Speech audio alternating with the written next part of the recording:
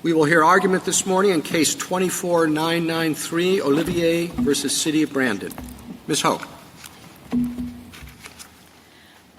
Mr. Chief Justice, and may it please the Court, Gabriel Olivier is called to share his Christian faith by preaching in a city park. He was arrested and charged with violating a city ordinance that purports to criminalize his religious speech. Olivier has a Heartland Section 1983 claim to seek prospective relief, protecting him from future prosecution under the ordinance. That pre-enforcement Section 1983 claim isn't predicated on a past unlawful conviction, and this Court shouldn't extend heck to bar it. As this Court recognized nearly 50 years ago in Woolley, when a genuine threat of prosecution exists, a litigant is entitled to resort to a federal forum to seek redress for an alleged deprivation of federal rights. Neither the habeas statutes nor Heck and its progeny bar Olivier's claims. The relief he seeks, an injunction and a declaration, won't annul his conviction or alter his sentence. His claims for future relief are, as this Court explained in Dotson, distant from the core of habeas, safeguarded by Heck. The Fifth Circuit alone deprives a person of access to a federal forum to vindicate federal rights solely because he was previously convicted under the law he challenges. But a prior conviction shouldn't forever bar a claim for future protection. Olivier's past prosecution makes him a perfect plaintiff because past enforcement is good evidence that the threat of future enforcement is real. The Court should confirm that the federal courthouse doors remain open to persons like Olivier, whose rights have already been infringed. I welcome the Court's questions. Ms. Ho, what do you do with the language in Wilkinson that seemed to suggest that equitable relief could also be precluded? Certainly, Your Honor. And our reading of Dotson is that there is no form of relief, not damages, not a declaration, not injunctive relief, that is per se allowed or forbidden under Heck. This Court did say in Dotson that a claim for prospective relief would generally not be barred by Heck, and it's repeated that admonition. But our position is that you look at the nature of the relief to see if it's Heck barred. It is. This Court has said that it will not ordinarily be the case that purely prospective relief, like Mr. Olivier seeks, is barred by Heck. But that's not a per se rule, and that's not our position, Your Honor. So would are you challenging the underlying judgment or conviction of the previous convictions by petitioner? Not at all, Your Honor. We are solely seeking an injunction and a declaration that the ordinance cannot be applied. Is this a type of suit that can only be brought in habeas? I would say this is the type of suit that cannot be brought in habeas. This Court has described habeas relief as relief that shortens a sentence, requires immediate release, or does something with the attendant effects of the conviction. And the relief that Mr. Olivier seeks will do none of those things, Your Honor. What would it take to have the consequences of the conviction carry forward? For example, would particular burdens that are imposed on someone who's been convicted carry forward, and would that be enough to prevent the 1983 action? Like, for example, the individual can't, possess firearms. So long as that is carried forward, and if he overturned the conviction, it would not. Is that enough to block the subsequent 1983 action? So, Mr. Chief Justice, in our case, Mr. Olivier is not seeking any relief from any attendant aspect of his sentence. I believe in the Woolley versus Maynard case, driving privileges were at issue there, and nothing about the prospective relief in that case did anything to look back and operate on the sentence. So all of that would be intact. What relief would he get under 1983 from any of those other types of burdens? Nothing? He would not. No. But what about the probationary period condition? Isn't there a little quirk in this case? My understanding is that his prior sentence carried with it conditional terms that would be eliminated if he won this lawsuit, right? So, as an initial matter, Justice Jackson, this is an argument that appeared for the first time in the red brief. So, and it was not made below. So, in our position, it's doubly forfeited.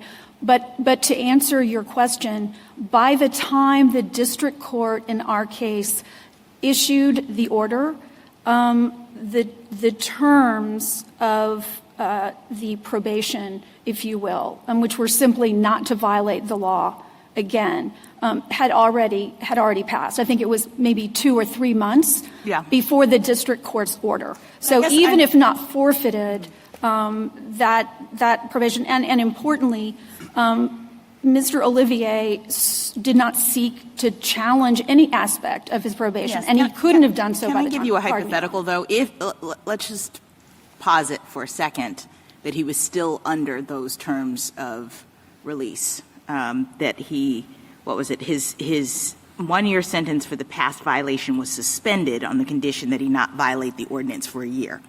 He then brings his 1983 lawsuit, and I guess I'm just trying to understand under those circumstances, which I admit are unusual, would it really be fair to say that he's seeking only prospective relief with respect to the 1983 lawsuit if it would have the practical effect of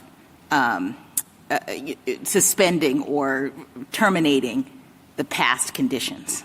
So our position would be it would not have that effect because Mr. Olivier did not seek to undo any aspect of his prior conviction, including the probation.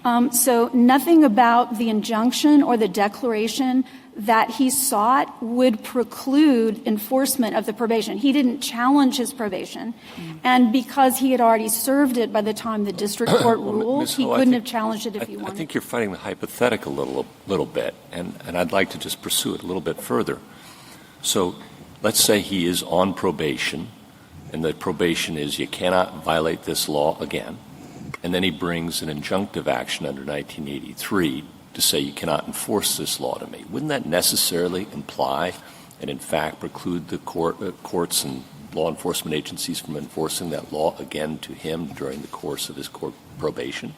No, Your Honor. I don't think it would not prohibit law enforcement from seeking to enforce the terms of the probation. The probation being don't violate this law again, the same law that he's bringing 1983 to say cannot be enforced. That's Even that you would correct, say Your Honor. would be permissible and not problematical under Heck.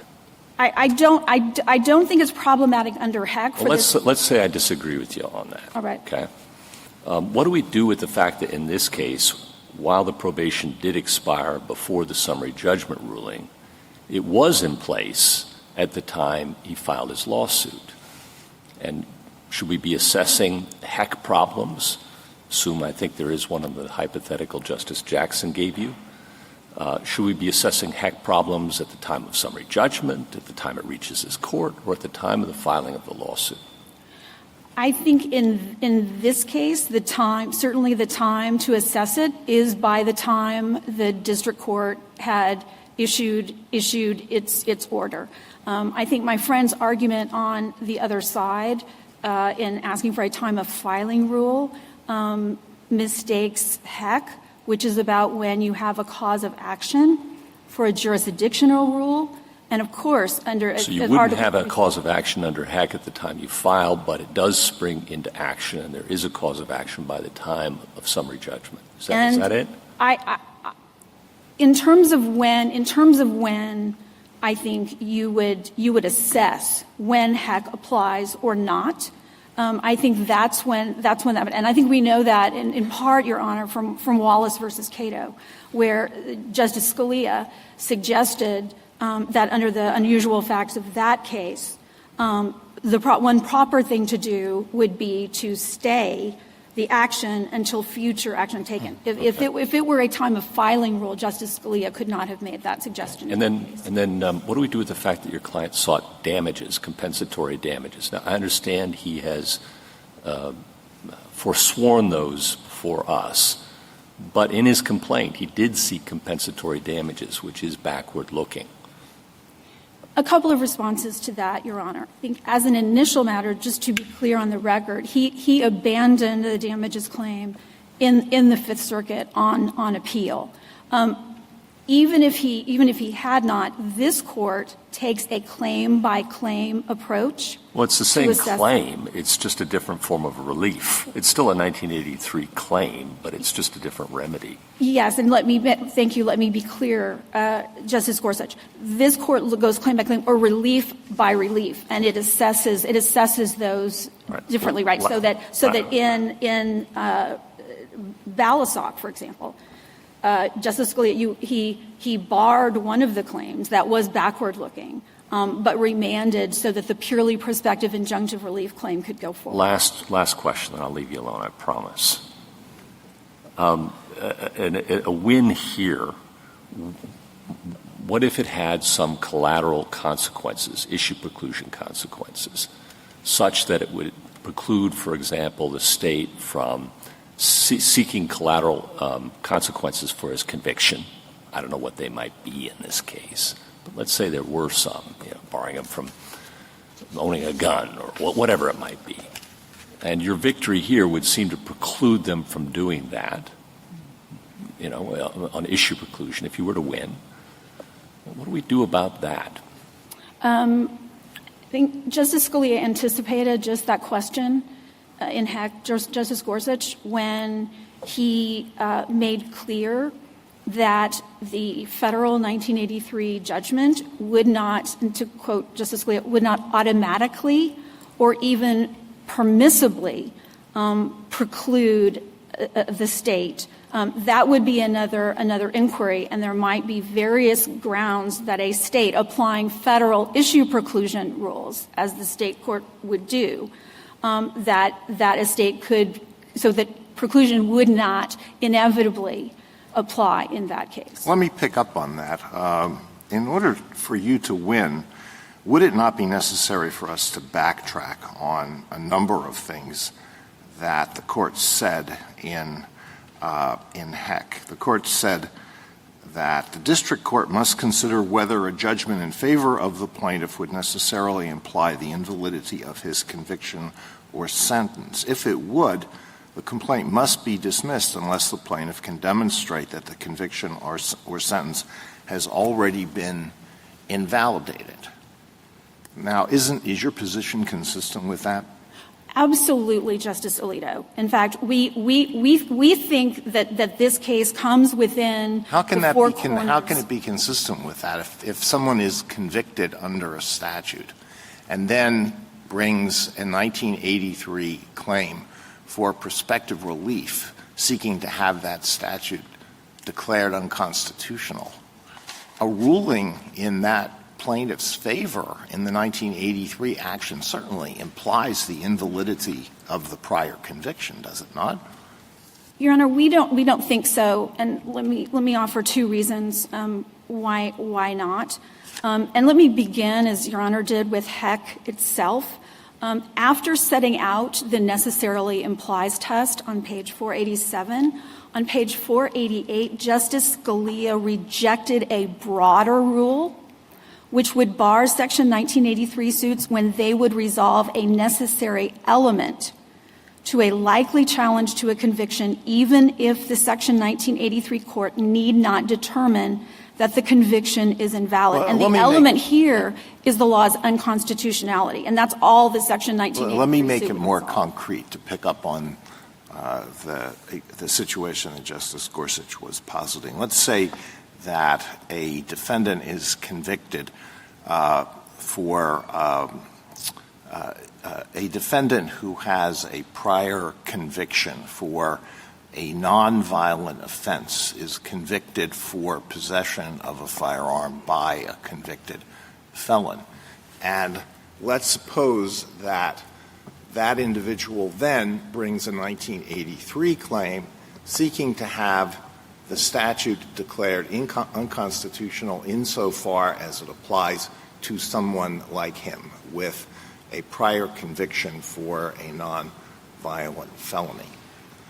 Would that not, and let's suppose he wins on that, and then he is, meanwhile, he's charged once again with possession of a firearm by a convicted felon. Doesn't that invalidate that prosecution?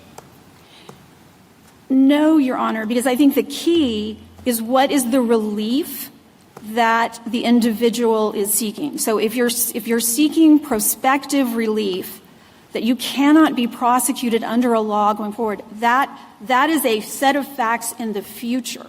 What HEC protects is anything looking back to the set of facts in the past, and it protects that conviction. It protects individual convictions, not the criminal law in the abstract, Your Honor.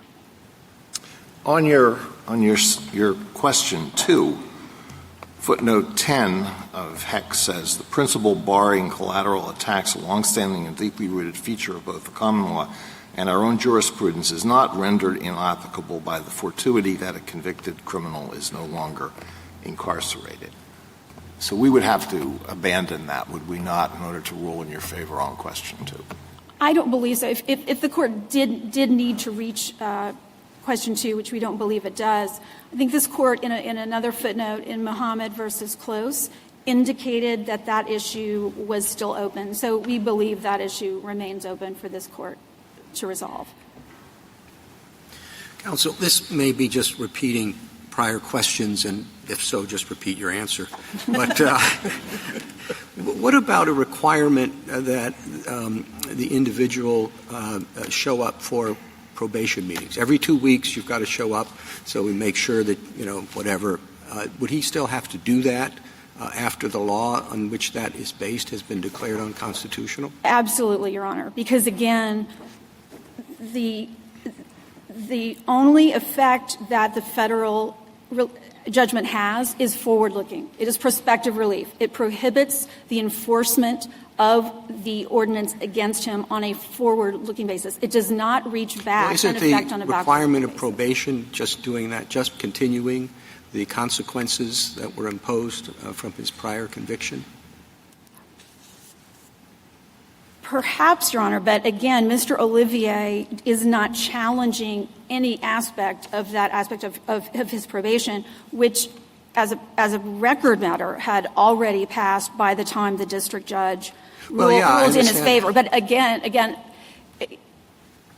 in a situation like ours, Mr. Olivier has not and could not challenge any attendant effects of his conviction. Just like in Woolley v. Maynard, the Maynard's driving privilege, they had lost some driving privileges, and those were not affected by the forward-looking relief in that case that simply said you cannot enforce this law on a forward-looking basis to these individuals. So what would happen if someone else challenged this law on a prospective basis and won? And as the Chief is positing, Mr. Olivier has this obligation to continue checking in on probation.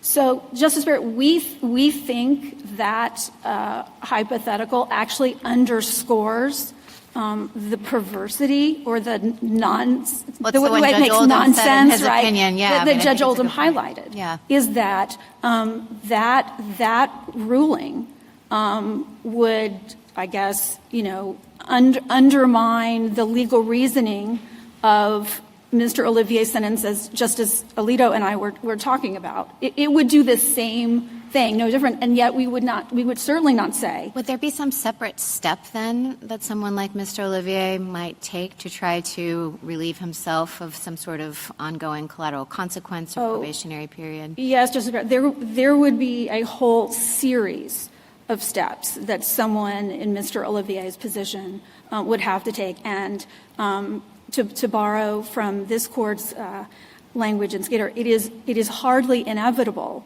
that he would obtain any relief down the road at the end of the day. But that would be a multiple-step additional process that Mr. Olivier or someone in his position would have to. And that is so undergo. whether he won the prospective, his quest for prospective relief, or whether someone else did, on the same argument that the law is unconstitutional. Yes, because of course any judgment as to another plaintiff would not apply to Mr. Olivier. He would still, I think, as this court underscored most recently in CASA, he would have to seek his. But I mean, relief. he would. I guess what I'm saying is that the process. Are you saying that the process would be the same for him whether he was the one who was victorious in the suit or whether a third party was the one who was victorious in the suit? There might be some slight differences in terms of state procedure down the line, so I don't want to give a categorical, but essentially for all the ways that matter in this case, yes, it would be.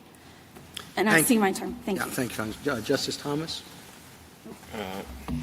Ms. Ho, would a victory by the third person who was never convicted under this ordinance in a 1983 action, would it impugn the reasoning underlying the conviction of petitioner? Yes, absolutely, Your Honor. And would that's, it impugn it any differently than if petitioner brought the 1983 action? no, Your Honor.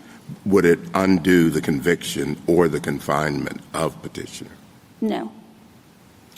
Justice Alito? If I think that your blanket argument that heck doesn't apply to prospective relief under any circumstances goes too far, what would you propose as a backup argument that would result in a decision in your favor? So Do you have a more qualified argument?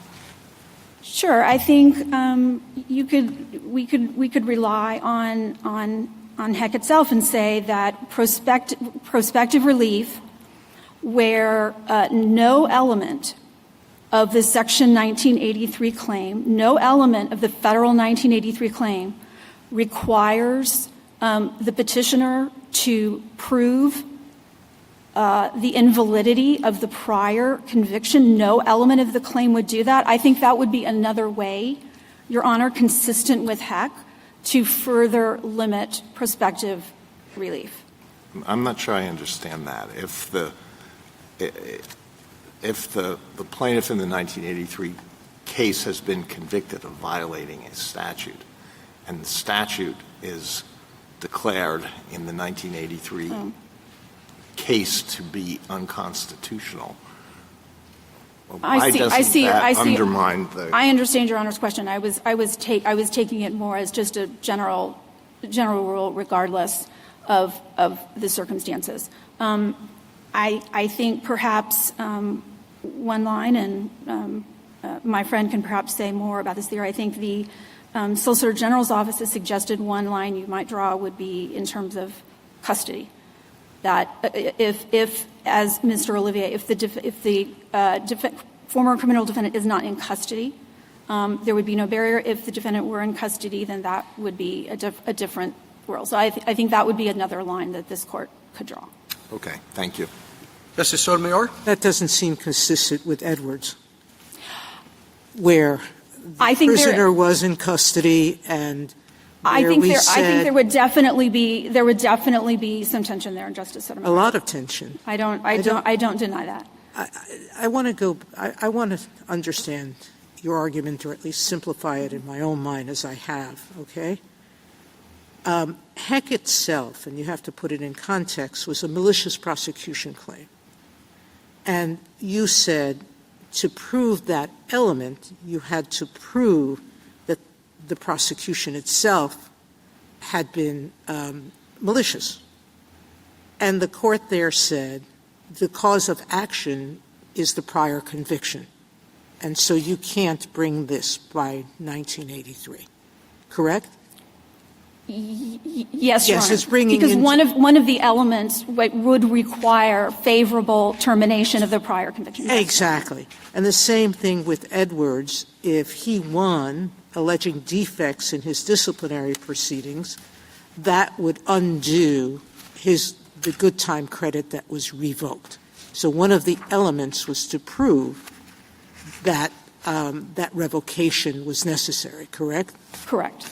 What you're saying, I believe, is if the claim does not rely on any facts of the prior conviction or anything involving the prior conviction or its proceedings, then it's purely prospective, and that the prisoner should be permitted, that the defendant should be permitted to bring. Yes, thank you, Your Honor. Yes. It's almost as simple as that. I think where some of my colleagues may be hung up, and I was actually too when I read the heck language, is the heck language is very broad. It basically says if it calls into question language.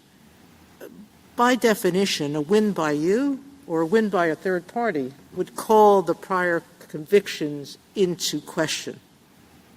And so that line is not very, by you parroting or trying to deny that line, doesn't help. It does call it into question. It will be used by you and others to try to go back in other proceedings and get those expunged or otherwise set aside. You may or may not win, but it will call it into question. So I guess what Justice Alito started with was saying to you, do we have to disavow heck? And so I want to narrow this and the question to saying, does a ruling according to the line we just spoke about earlier, which is prospective relief that doesn't on its own rely on the prior conviction or undoing the prior conviction, doesn't directly call it into question? No, and it doesn't. And I think you can't construe necessarily implies in isolation. I think the surest guide for what necessarily implies the invalidity of a prior conviction means is to look at how this court has applied it in case after case. And this court has only held a claim or relief heck barred there's two buckets. The first bucket are claims where the federal relief would result in immediate or faster release from confinement. The second bucket is damages resulting from past confinement. Those are the only two buckets of claims where this has applied heck. And I think when you look at how this court has applied the necessary implied languages, and I think it's significant that Justice Scalia who authored heck was in the majority in all of this court's heck cases while he was on the court. So I think that has a particular pedigree in terms of how this court has approached it. And so Mr. Olivier's claims for wholly prospective relief clearly don't fall into either bucket of cases or relief where this court has applied heck. So in our view, what we are saying is perfectly consistent with the language of heck as this court has applied it in case after case. Thank you. Justice Kagan? I hate to beat a dead horse here, but I mean, I understand that we haven't applied heck to this case yet. I mean, it doesn't fall into one of these buckets. But I think that the questions really just do go to the heck language and the heck rule. And I guess I'm just having a little trouble understanding how it is that we wouldn't have to say, I'm sorry, we just got it wrong when we wrote this broadly. Yeah. Because the language says what it says. I mean, necessarily imply the invalidity of a conviction. If you go ahead with your suit and you win and you have the statute declared facially unconstitutional, what follows from that logically is that the past conviction was infirm, the past conviction was invalid. And whether or not you're looking to change that conviction in any way, you have just demonstrated the invalidity of your conviction. So if we take heck for all it's worth, I think you can't win. I think that you have to be saying you just can't take that language to mean what it means. Respectfully, Justice Kagan, I don't believe that's true. Because again, if you look at how the court has applied the necessary implication test in case after case. I guess that we haven't applied it to a case like this because we haven't had the opportunity to talk about how it applies to a case like this. But again, the language just read to mean what it means, puts you out of court. I disagree. I disagree because I think you can't necessarily implies the invalidity of the conviction. Nothing in wholly forward-looking relief, prospective relief, an injunction that the city cannot apply this ordinance to Mr. Olivier. Nothing about that requires Mr. Olivier to prove anything contrary to his conviction, as in Heck. Nothing about that claim is backward-looking. It is based on a different set of facts. So I think if you look at how the necessary implies language was applied in Heck itself, and all of the places in Heck where Justice Scalia took time to say, look, we are not adopting a broad rule that we were asked to, where if there's an element, right, if there's an element involved. I mean, I don't know I would that say about the element that. I here, think that this was meant to be a pretty broad rule. You know, Justice Scalia has a very long footnote where he engages with Justice Souter, who had said that his analysis of malicious prosecution claims were wrong, right? And then he ends this footnote. He says, well, let's suppose Justice Souter is right. It would simply demonstrate that no common law action, not even malicious prosecution, would permit a criminal proceeding to be impugned in a tort action even after the conviction had been reversed. That would strengthen our belief that 1983, which borrowed general tort principles, was not meant to permit such collateral attack. And I mean, I think that's a pretty sweeping statement. It's just like 1983, you can't use it in any way to undermine or suggest the invalidity of a prior conviction. Malicious prosecution, not malicious prosecution, it just can't be used that way. And I appreciate that you're not asking anything to happen to that prior conviction. But just by the nature of your suit, if you win, you will have proved that that prior conviction was wrongful. I think what I would say to that, Justice Kennedy, let me try it again this way. If you take a step back and think about what is the point, what is the purpose of the necessary implies test? It is to protect the core of habeas. That is the point of the test. And in case after case, this court did that. The two buckets of relief that would shorten or get you out of jail immediately, or damages flowing from that confinement. This court has let all manner of other claims that could be said in a very technical sense to necessarily imply the invalidity of a conviction, has allowed those claims to go forward. And Justice Scalia, in his concurrence in Dotson, was as concerned about sort of bloating habeas law, right, by letting the Heck bar apply too strenuously.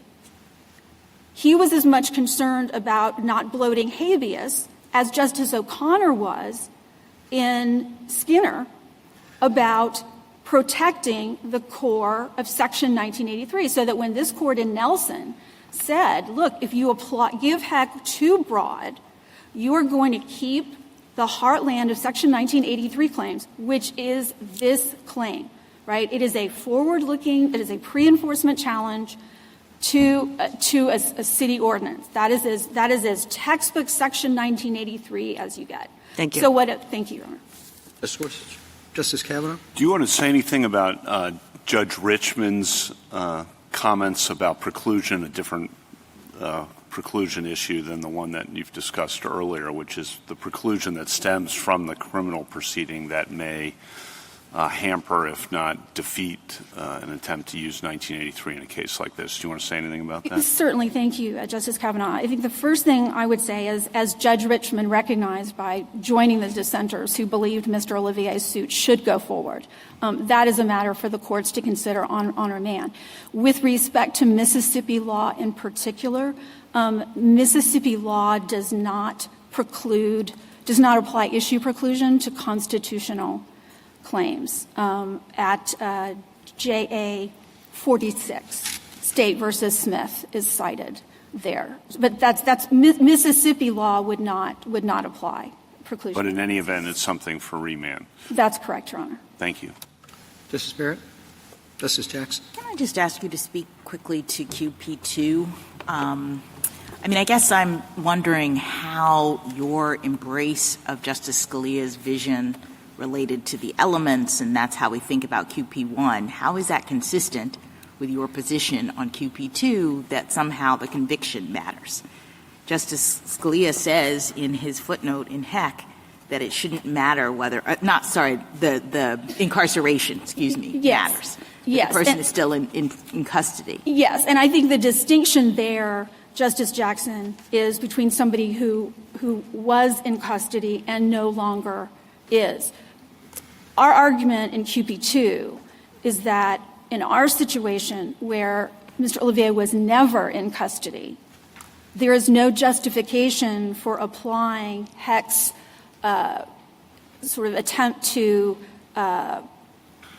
harmonize the broad text of Section 1983 as a general matter, and then the specific text of habeas. 2255, but I sort of felt like that was the thrust of that, was that Heck was about the reconciliation of those two statutes. Yes, and so if you're not in custody, which is kind of the necessary predicate for habeas, if you're not in custody, you've never had access to habeas. No, I understand, it's not available but I guess the opposite view is that if Heck is really about the elements, and it's really about the fact that this is analogous to the tort law, then the fact that you were never in custody shouldn't matter. That's what Justice Scalia says in Heck. So it just seems like you're taking two different positions or two different views of what Heck is really about. I think what we would say is if you don't agree with us as to our top line position in QP1, which I think tracks the first thing what you said, then another reason why Mr. Olivier should not be Heck barred is because he was never in custody. Okay. And so, thank you. Thank you, Your Honor. Thank you, counsel. Thank you.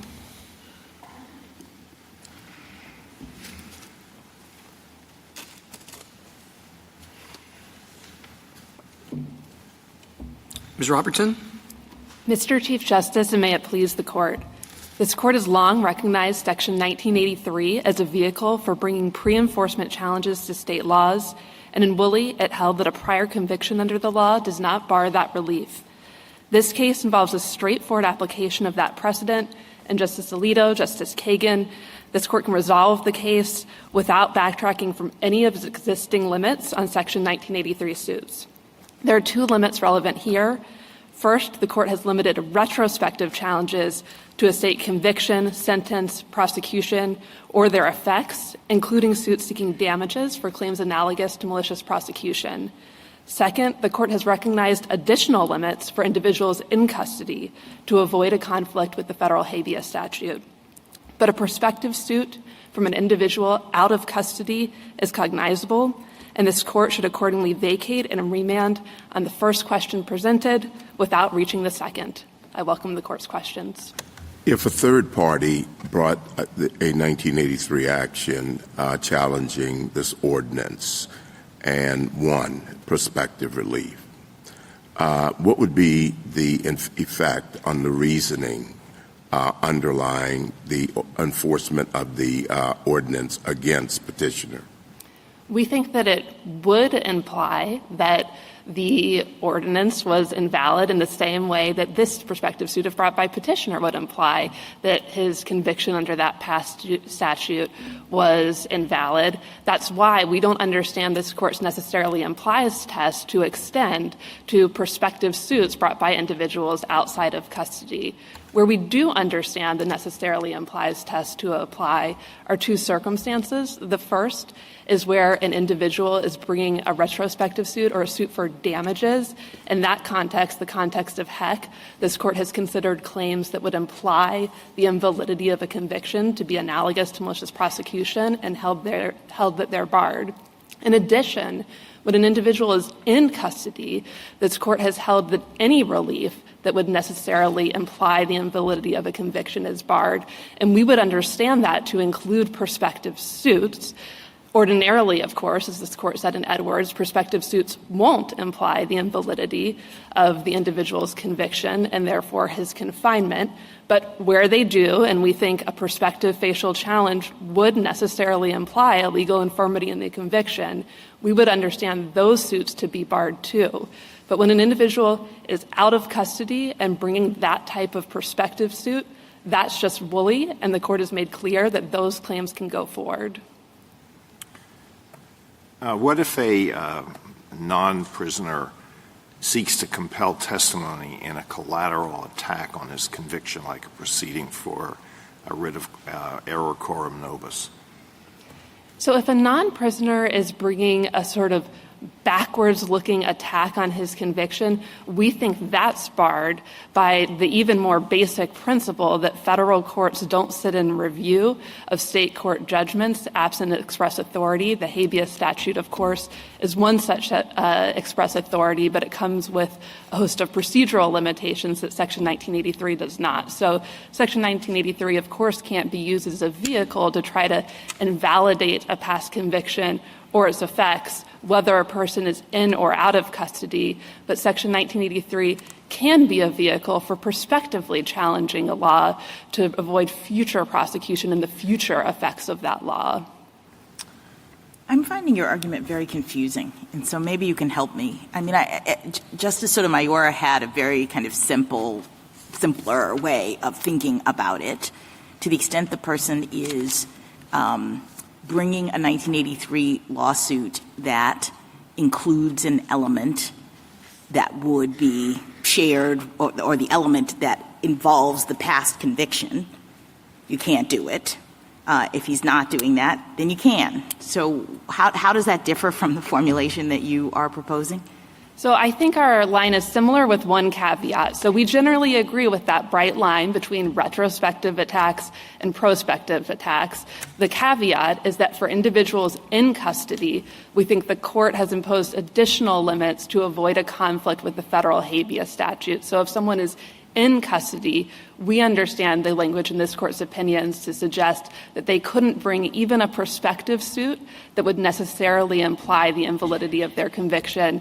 And a facial challenge to their statute of conviction would be that type of suit. So a prisoner whose religious rights are being violated has been disciplined for a violation of his or her religious rights can't come into court and say, this regulation is unconstitutional because it will impinge on religious rights. I want you prospectively to enjoin this regulation. A prisoner can't do that? I think the question there would be, has he been disciplined and suffered a loss of good time credits such Let's that assume that. Assume it. If he has, then yes, we do understand. What sense does that make? And what difference does it make? I mean, what if he says, I'm not challenging or I don't really care about what has happened to me in the past. I'm saying from this point forward, this is unconstitutional and please do not allow it to happen to me again. So at the outset, I'll say, of course, the court doesn't need to resolve this question because the petitioner here is out of custody. But the sense that we think that this line makes is that the court has been very concerned about allowing an end run around the federal habeas statute. And, of course, anything that might imply that the deprivation of... So why did we do Edwards, which was written by Justice Scalia?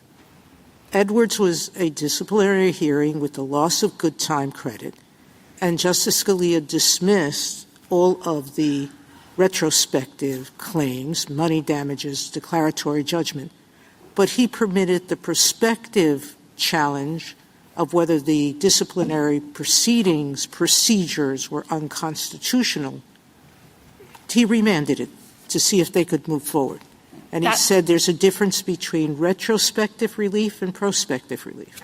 That's right, and I want to be clear that a prospective challenge ordinarily will not necessarily imply the invalidity of a past deprivation. But your argument of good time today credits. would have made Edwards dismiss the whole case, not part of it. I don't think so, because I think the court was clear that a prospective challenge to the unconstitutionality of procedures won't necessarily imply the invalidity of past deprivations of good time credits. There's a difference there between a procedural perspective, a challenge to procedures prospectively, which we absolutely agree under Edwards can go forward, and the rare case where a prospective challenge would necessarily imply the invalidity of the conviction, but a facial challenge to the constitutionality of the rule that the individual in custody violated might be that type of prospective suit. So that's exactly what this case is about.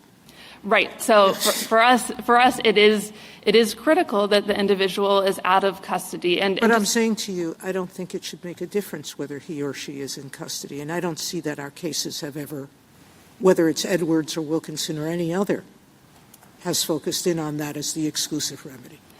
I think if as the exclusive situation.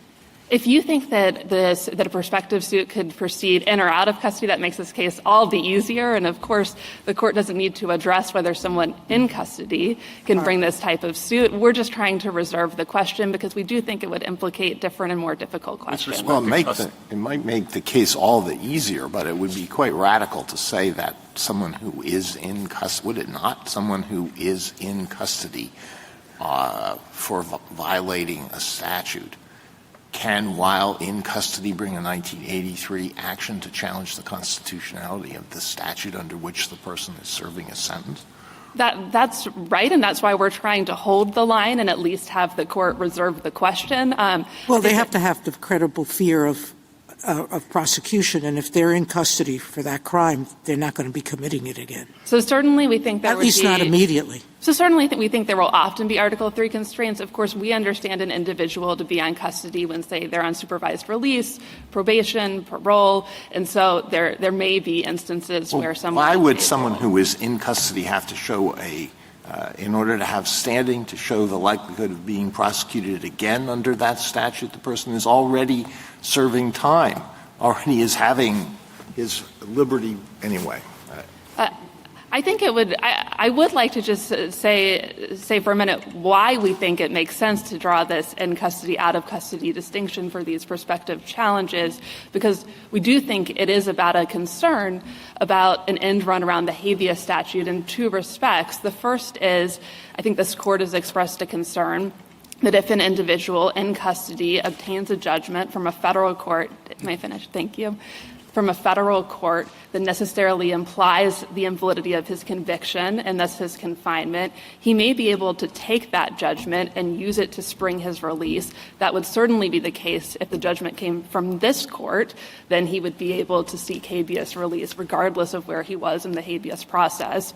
At minimum, it would create an acute tension between a federal court judgment that demonstrates the unlawfulness of his confinement at the same time that he has a state judgment, his conviction, which would say he can be unlawfully held. I think this court section 1983 jurisprudence is designed to avoid that tension. But importantly, none of that tension exists when the individual is out of custody, as this court in Woolley recognized, because he's already released. He can't take that judgment and use it to do anything to affect his confinement. Thank you, counsel. Justice Thomas? Justice Alito? If you were writing the opinion, could you just give me in a couple of sentences what you think the rule should be, a summary of what you think the rule should be? We think the court should limit its decision to prospective suits from individuals out of custody, identify this as a straightforward application of Woolley, and that should really be it. It can make clear that its decision does not address any retrospective suits, including suits for damages. That's the second question presented, where we're with the city. And it can also make clear that its decision does not speak to the relief available to individuals in custody where there's a greater potential for conflict with the federal habeas statute. Okay, that's pretty complicated, but thank you. Justice Sotomayor? Justice Kagan? Justice Gorsuch? Maybe one further adornment to your two-line, maybe five-line rule. How about parole? If an individual is on parole, we do understand that person to be in custody, and therefore we would have we would reach a different result if they tried to bring that prospective challenge. And that's because, again, habeas would be the appropriate relief in those circumstances, too. Exactly. We think when a person's in custody, the appropriate vehicle for testing the constitutionality of their statute of conviction is habeas. Okay. And I just want to ask you a question about, as Justice Kagan points out, Heck has some very broad and pretty unqualified language. And you got a footnote, oh my goodness, footnote 4 in your brief, in which you point out that the petitioner has disclaimed any interest in using this judgment to expunge his record. What if that weren't the case? What if the petitioner avowedly brought the suit as a step toward expunging his record? Would that offend habeas? Would that pose a problem? I don't think so if the individual is out of custody, because at that point, as long as he's not asking the federal court, of course, to directly nullify the effect. So if he says, I want a declaratory judgment because I'm suffering collateral consequences from this conviction, and I want the court to invalidate the conviction so that I don't suffer those collateral effects, then we do think that would be barred. But if he seeks purely prospective relief, we don't think the court needs to inquire into what his ultimate aim is with that judgment. At that point, the availability of any future relief will depend on the remedies that the state has chosen to offer. So if the state wants to take that federal judgment and consider it in an expungement proceeding or clemency proceeding, that's up to the state, but that doesn't present the same sort of tension with federalism and comity that a judgment when someone's still in custody would. So maybe adding a sixth line to your two-line, that a declaratory judgment seeking a declaration might be a problem too, but a purely prospective injunction is different. Well, a declaratory judgment is always hitched to the harm the person alleges.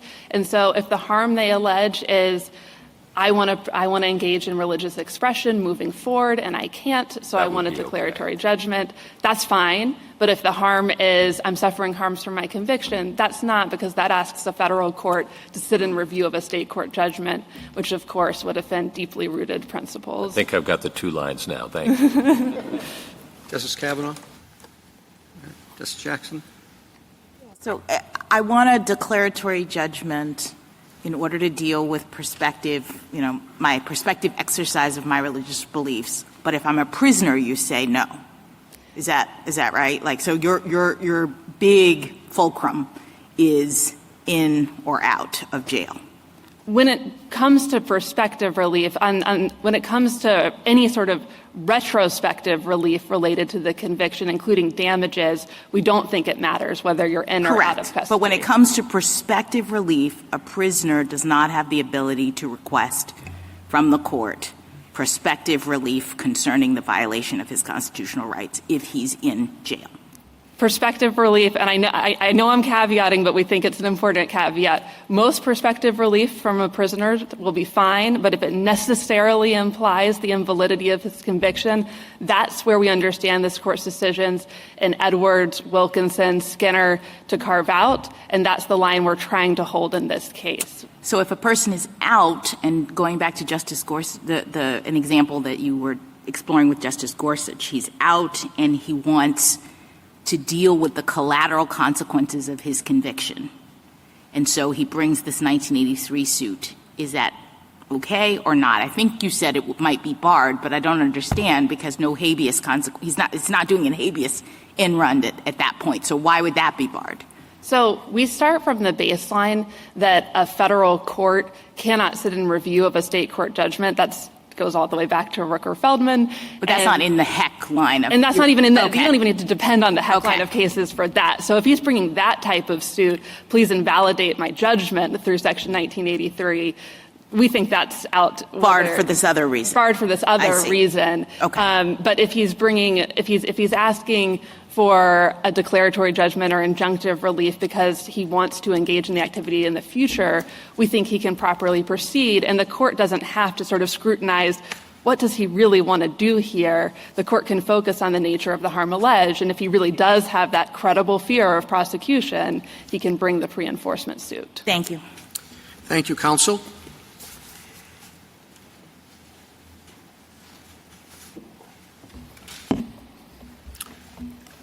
Mr. Butler? Mr. Chief Justice, and may it please the Court, Petitioner had the opportunity to challenge the constitutionality of the city's ordinance in the Mississippi trial court where he was prosecuted. Petitioner had the opportunity to challenge it on direct appeal through Mississippi's appellate courts or even file a cert petition here. Petitioner had the opportunity to seek post-conviction relief under Mississippi law. Petitioner had the opportunity and still has the opportunity to have his conviction expunged under not one but two different Mississippi statutes. Petitioner had the opportunity and still has the opportunity to ask Mississippi's governor for a pardon, and Petitioner had the opportunity and presumably still has the opportunity to challenge the ordinance under the Mississippi Constitution, which offers greater First Amendment protection than the federal Constitution. Although Petitioner claims in this case that the courthouse doors are closed, that argument ignores the countless doors Petitioner chose not to enter. What this case is about is Petitioner's preferred door, one that offers his favored venue and an opportunity for attorney's fees. That is the singular door that this Court's decision in Heck v. Humphrey closes, and it closes it only until a favorable termination is achieved. Heck's favorable termination rule applies, quote, whenever a civil judgment would necessarily imply the invalidity of a criminal judgment. And under Wilkinson, the same rule applies no matter the relief that is sought. As Petitioner conceded during oral argument at the Fifth Circuit, and as the United States concedes in its briefing here, a declaration that the ordinance is unconstitutional on its face would call into question the prior conviction. If this Court applies the same rule that it has for the past 3 decades, those concessions in this case. In addition to precedent, long-standing and deeply rooted principles of federalism, finality, comity, and consistency require a rejection of Petitioner's proposed new rule. I welcome the Court's questions. Could a third party bring the same 1983 action and get prospective relief? Yes, Your Honor. That's Judge Oldham's fellow protester example, and that only proves the point that my friend on the other side fights the premise that the necessarily implies test is satisfied. That proves that it is, but that's the whole point, is that Heck is individual to the person. Section 1983 is not always and everywhere available to everyone. You've got to be within the class of persons. And in McDonough, this Court said that it is the plaintiff's conviction we're concerned about because we want to tie the proper person to the proper claim. Well, I understand all that, but if a third party can bring the exact same claim, why would the petitioner be precluded from bringing a legitimate 1983 claim? Because of the extant conviction. And Heck tells us that we want to put the proper person before the court with the claim. To give the most famous example ever, Roe versus Wade. There was a doctor in that case, and then there was Roe, that both were bringing the same challenges, but the court said for abstention reasons the doctor wasn't a proper. Well, I think actually in Heck, our concern was smuggling habeas claims into 1983 actions. But my point is, my question goes to whether or not, if a claim is a legitimate 1983 claim, how can it be a habeas claim smuggled into 1983? Well, we think Heck departed from the habeas channeling rationale and added the independent rationale of the common law. And that was the debate between Justice Scalia and Justice Souter, and it added this favorable termination rule as an element to the 1983 cause of action. And unless and until a person with an extant conviction can meet that bar, then he doesn't have a claim accrued. And Justice Roberts, to your point about collateral consequences of this particular ordinance, I would point the court to JA 71. Under this particular ordinance, if there are multiple convictions, there are enhanced punishments under the ordinance. For example, if there's a second conviction within a year's period of time, that individual would be essentially removed from. But what you're telling me is, if it's possible that this prisoner has to go through the expungement process, and there are procedural bars from doing that, there is no remedy for him or her in order to secure their rights even 20 years from now. What you're basically saying is, simply because they've been previously convicted, they cannot seek prospective relief 20 years from now, unless they get an expungement. But if they're barred by some procedural reason, they have no protection. A few limiting principles on that, Your Honor.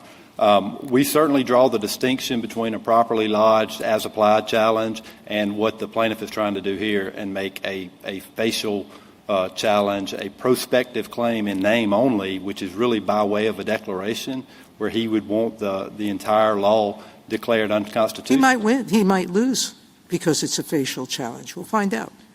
But the question you're saying is he is going to be barred. Unless and until he is able to achieve a favorable termination. How do you deal with Edwards? How do you deal with Edwards remanding for the prospective relief to change the disciplinary procedure? So certainly the language in Edwards is ordinarily a prospective claim would be barred, would not be within the ambit of HEC. We're very comfortable with the ordinarily language because ordinarily does not mean always. And if there is ever a situation there where the procedures that he was attacking were the same ones that he raised in his past disciplinary proceedings, so I don't know why Justice Scalia wouldn't have just ruled. Well, as I understand, it was the date stamping procedures, and it was unclear in the case whether or not those date stamping procedures had actually been applied. And even if they had, Justice Scalia would say you apply the test. And it's either a thumbs up or thumbs down determination. And if it's outcome neutral and it wouldn't result in a disavowalment or a collateral attack, then that's okay. But in this particular circumstance, there can be no greater impugnment on the prior conviction than a declaration that the law was unconstitutional. Didn't we say the opposite of what you're saying in Woolley? Woolley is this case, and we came to the opposite result from what you're advocating. Woolley is pre-HEC abstention case by its own language. It is pre-HEC. I mean, if HEC did not exist, the way we would do this is we would say we have this case, Woolley, and Woolley just decides this case. And then the question is, should we really take HEC to be sub silentio overruling Woolley? I'd push back a little bit on that, Your Honor, because even now, Woolley's abstention case, which by its own term says it's conducting a jurisdictional analysis. Of course, HEC is different. We're trying to figure out if the elements of the cause of action are met. And so I would give the court the Skinner opinion, where you had Rooker-Feldman and you had HEC. And this court tackled the jurisdictional issue completely separate from HEC and said, well, he may not have an abstention problem under Woolley, but he's got a HEC problem. And even in its own domain, Woolley has been referred to as the Woolley exception for state interference with daily life activities. You get other abstention cases like Huffman and like Pennzoil that emphasize that we care about having litigants exhaust and go through the direct appeal, and we care and we think that state courts are competent to make constitutional law determinations. So I think they're in tension with other abstention principles. So I don't want to put words in your mouth, but you're basically telling us that post-HEC and some of the other cases that come after that, Woolley is no longer good law. I'm saying the inquiry is different, and it's not an abstention case. Woolley was looking at the relief that the petitioner said that he wanted, when HEC is looking at the implication of what would be held. And that's a big problem with all the questions, is that in the HEC context, we have never let a petitioner label around HEC. And just because a plaintiff says, I promise, I'm not going to use it to undo my prior conviction, we look at the implication of success in a 1983 lawsuit, not what a plaintiff promises. And that's my issue too with the government's position. I mean, they would say that somebody who is in prison could just say, they wouldn't say somebody could just say, I want to bring a pre-enforcement challenge and I promise I won't use it to try to get out of jail. But the day that person gets out of jail, it would be okay. And that would rewrite the indirect method that was recognized. But let's say if we assume that they couldn't, just for the purpose of a hypothetical, then you do see that there's a distinction between someone who is trying to attack or change his conviction and someone who's trying to prevent a future conviction based on the same behavior. I do, Your Honor, but Heck recognizes both a direct method and an indirect method. And so what the government would do would have you go back to the language in Prizer that says impugn the punishment. And so that's not what Heck said. Heck changed it and said we're worried about the fact of conviction or the duration of confinement. Right, but I guess my hypothetical is trying to say that, we have a situation in which it is not possible for a person who is seeking purely prospective relief to do anything about his prior relief. I mean, I appreciate your saying we don't want to take his word for it, right. and to the extent that possibility exists, we might still have a Heck problem. But in my hypothetical, there's nothing you can do about your past conviction, and what you're trying to do is go out and speak to people again in a way that does not subject you to future convictions, and you would like a declaration that says that.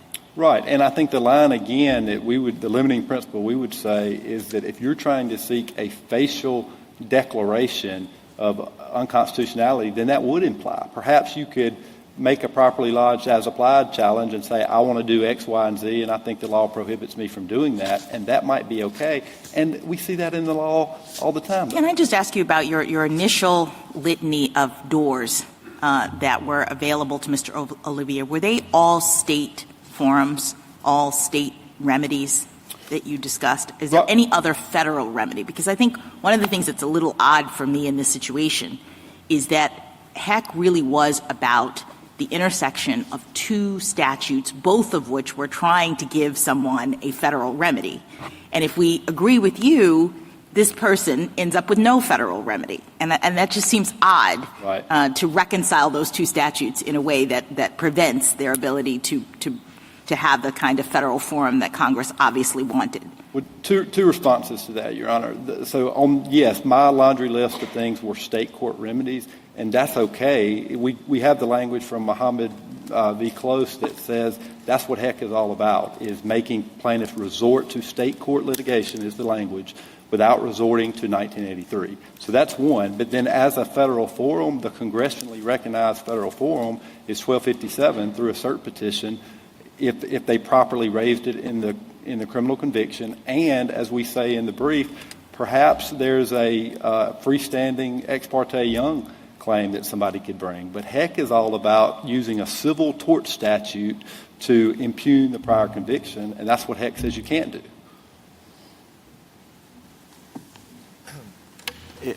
If we take it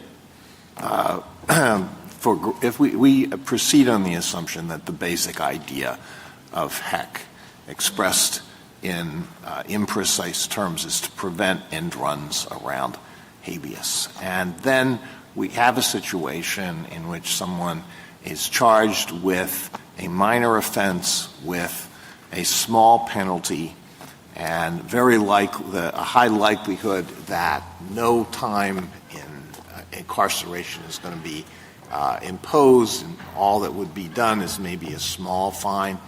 And then years after, and this is done under a statute, under a particular statute, that like the one involved here. And then sometime later, the person brings a 1983 claim because that person wants to engage in what he claims is protected First Amendment activity going forward. Doesn't that seem quite far afield from what Heck was trying to get at?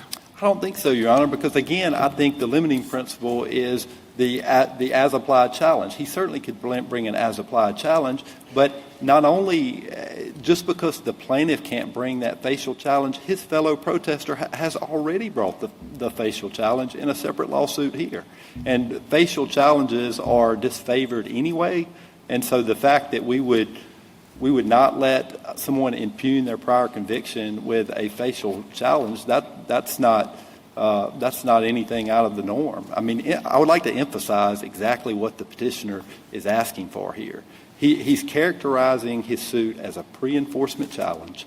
He says he wants a facial declaration of unconstitutionality in the face of a prior conviction while he was on probation. Any one of those four things individually would be disfavored under the law, and he's trying to do every one of them collectively in a single lawsuit. And so there's no historical or traditional basis to allow that. Well, maybe he's wrong on the merits of the First Amendment claim, but assume for the sake of argument that he's right under the on the merits, and I'm not suggesting in any way that that's the case. Assume that for the sake of argument. And now he wants in the future to be able to engage in conduct that he thinks is protected by the First Amendment. And doesn't it seem a stretch of the underlying reasoning, the rationale of Heck to say, no, you can't ever do that. You're forever barred from engaging in what you think is protected First Amendment activity because you were previously convicted under this statute and received more or less a slap on the wrist? He's not forever barred. He's only barred until he achieves a favorable termination, which would be relatively easy to get under Mississippi law for a first-time misdemeanor.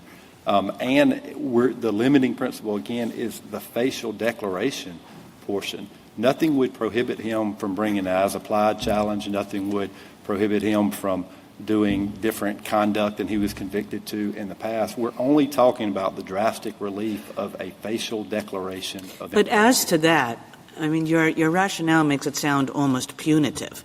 Well, I'm sorry, he was just convicted, so he loses the right to do everything that a fellow protester can do.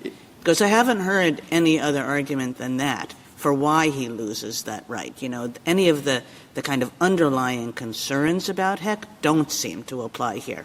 So then it just seems to come down to there's this extra element of punishment, which is you can never challenge this statute again. Well, to some degree there are consequences to the choice of not invoking your state court remedies. There's certainly that, but the whole rationale of Heck was the indirect method.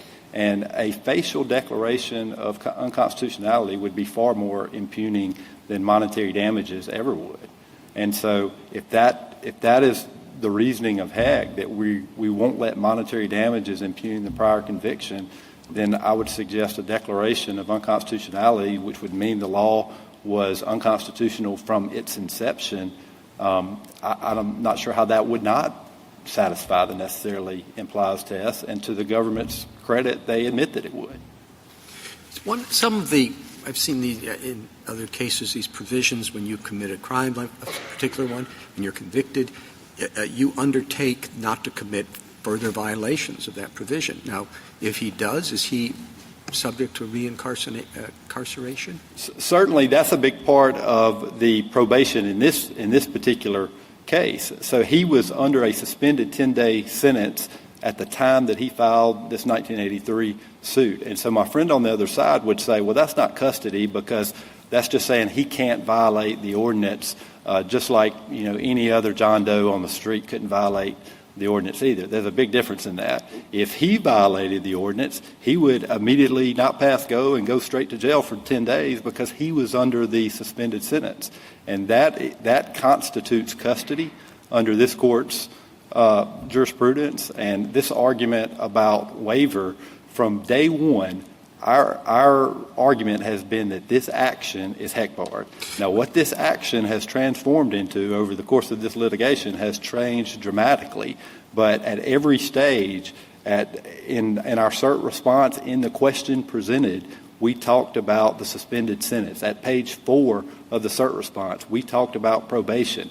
At 31 of the appendix, the district court acknowledged the probation. At page 3 of the appendix, the Fifth Circuit talked about the suspended sentence.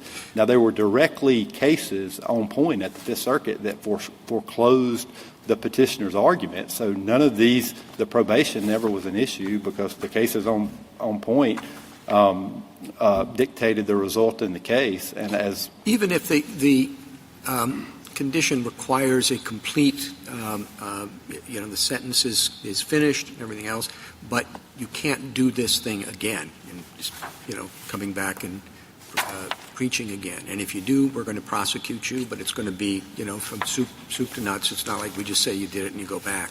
I mean, that's still barred? No, I mean, again, the bar here is the either anything retrospective regarding damages, which was the case that he brought against an individual police officer, or a facial declaration. If he were to make a properly lodged as-applied challenge, that would be okay. He certainly doesn't need to go get arrested again.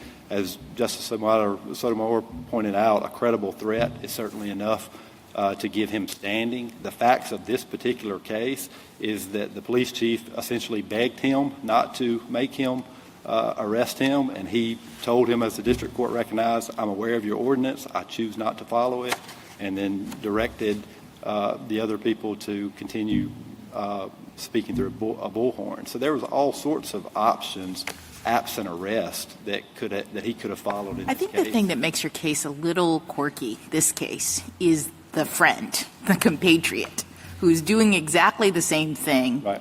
And no one is suggesting that he couldn't get a pre-enforcement couldn't bring a pre-enforcement challenge and get a personal injunction in this way. I understand he tried and failed on the merits, but he still was not barred. And it just seems so strange when, in fact, he was able to establish his standing on the basis of Mr. Olivier's conviction and then get into court and try to seek this kind of relief. But you say Mr. Olivier can't because of his own conviction. Well, I understand, Your Honor, but I think that's a feature of my case for two reasons. It's not a feature that defeats it? Well, not at all, Your Honor. Because again, heck is personal. It's about who falls within the class of persons in 1983 that can satisfy all the elements of the claim. And if he has the conviction, he can't, even though somebody else can, and that just proves the point that the necessarily implies test is satisfied. But isn't the element really only there if the kind of claim he's bringing is like a malicious prosecution claim?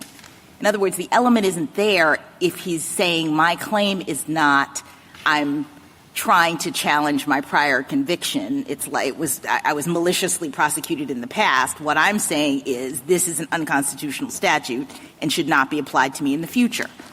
One could argue the element isn't there in that circumstance if that's the claim he's making. Well, I think that what this Court's precedents say is what we're trying to figure out is what is in the domain of habeas.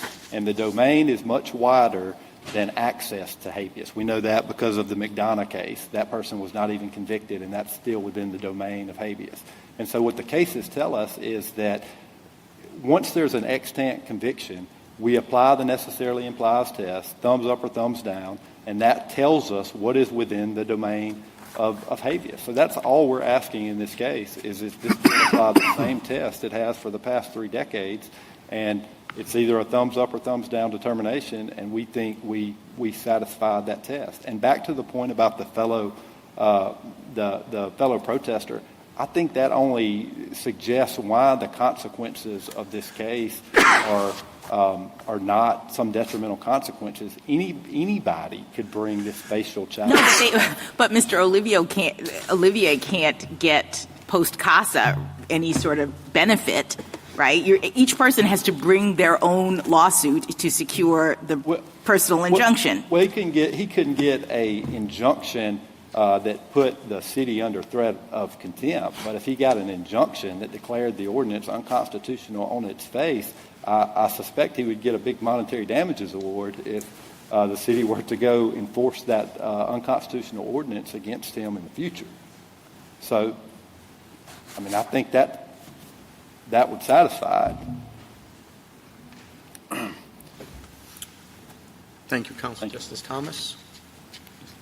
Justice Sotomayor? Justice Gorsuch, anything further? I just want to make sure I understand how you'd have us read Woolley. It was a younger abstention case. Obviously, Heck says something very different. The two of them are hard to reconcile. What's your best shot in maybe two lines? How many comments do I get? Abstention case, by its terms, jurisdictional analysis. Heck is elemental, not jurisdictional. Skinner did separate analysis for jurisdiction and for Heck inquiries. And even in its own domain, Woolley has been called the Woolley exception that applies to state interference with daily life activities. And we get other cases, Huffman, Pennzoil, that treat it differently. And then you get the lower courts that go into this line about coercive versus remedial measures that limits it even more. Thank you. Ms. Kavanaugh? Justice Barrett? Justice Jackson? Thank you, counsel. Rebuttal, Ms. Hogue? Thank you, Mr. Chief Justice. 3 points. I think my friend, the city's attempted distinction between an as-applied claim and a facial claim, and his suggestion that the suit could also go forward under Ex parte Young, I think that is a concession. Because the differences there go only to the form of relief. So if Heck, by my friend's concession, would not apply to an as-applied challenge, would not apply to Ex parte Young, then I think that makes this case a little bit easier because then it's clearly Heck barred. And just as a matter of the record, Mr. Olivier did bring an as-applied claim in this case. That is JA 21. And at the record on appeal at page 592, the city acknowledged in its response below in the district court that Mr. Olivier had brought both a facial and an as-applied claim. Again, we don't think that's important, but we do think my friend's attempt to distinguish from that is a concession. If Heck wouldn't bar an Ex parte Young action, if Heck wouldn't bar if Heck wouldn't bar a First Amendment action, it does not bar his claims either. And I think that goes to my second point, which is this is a Heartland Section 1983 case. As this court discussed at length yesterday, Section 1983 gives litigants access to a federal forum to vindicate federal rights. And it has no exhaustion requirement with respect to all of the doors that my friend referred to that, in his view, Mr. Olivier would have had to go through. In terms of Woolley, Justice Kagan, I think, yes, Woolley was before Heck, but it was after Prizer. And I think there's simply no way to reconcile Woolley and the reasoning in Woolley with a Heck bar applying in this case. And I think outside of the Fifth Circuit, what I'll call the Woolley rule, right, where you are seeking to enjoin future prosecutions under the ordinance you have been previously convicted, that is Woolley to a T. That is the rule in every part of the country except the Fifth Circuit.